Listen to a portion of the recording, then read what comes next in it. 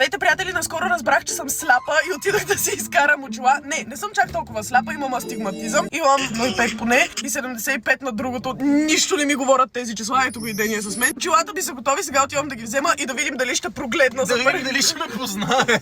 И пази колата, аз отивам. Айде, успей. Аз направо ще ги взема и ще ги пробвам после. Сега, за който не знае какво е астигматизъм, виждам във двойно. Горе-долу това означава. Всъщност не съм сигурна точно какво означава, но знам, че виждам така леко. Взехме ги!